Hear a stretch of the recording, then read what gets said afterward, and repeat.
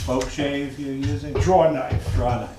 The spoke shave is very similar, but it's generally smaller. And it has, with this I can cut as deep as I want to. A spoke shave it has a table like a plane does. Okay. And it sets what you're gonna take off. So I'm gonna do that and get a sort of flat piece like that. And then I would put it outside for a year for it to season. Then I'm going to bring it in and carve the outside arc of the piece that of the container that I'm going to make.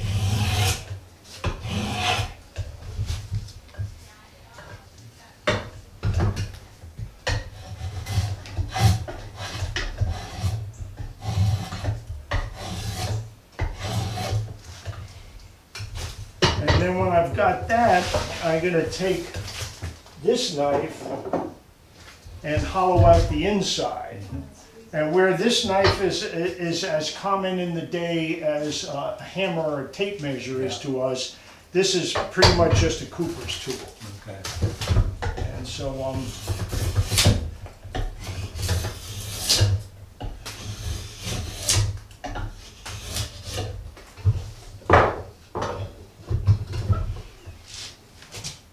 It's amazing they get such accuracy with such simple tools. You know? yeah, it's a wonderful tool. I really like them, and they're old tools. I get them from a guy who comes around. So now I got to work on the edges.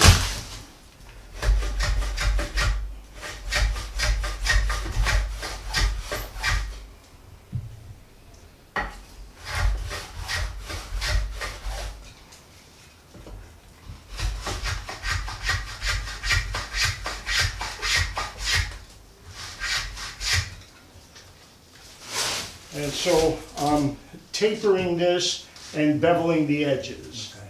So that's the next step, which for something that's just going to be a straight taper like a bucket, like one of these things. Right. Then that's the end of it when I get the edges done. I got over here a couple of things that that a Cooper makes. This goes with this. This is a particularly interesting bucket. This goes on the whale ship, and it's known as a case bucket. And this bucket is used to bail the oil out of the head of the sperm whale. That oil is the most valuable, and it's in a liquid form in the head of the whale. And when they get it out, it starts to jelly. That's spermaceti, is that called? That's yes. Yeah. And so you see, this is as opposed to any other coopered thing.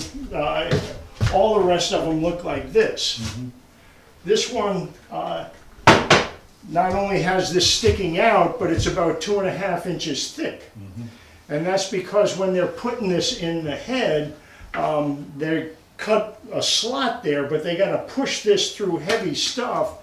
And they're pushing it 20 feet down to get to the bottom of that case. So they got to whack against this thing, so it needs a rugged bottom here.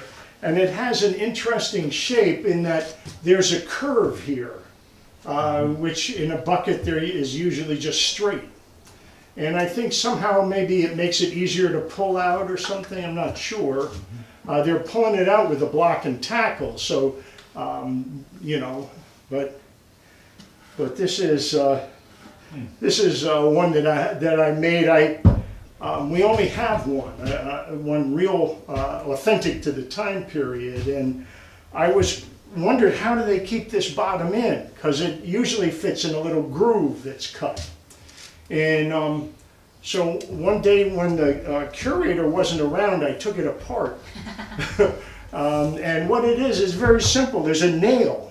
Each of these staves has a nail into the bottom. And then the hoop covers that nail and keeps it tight like that.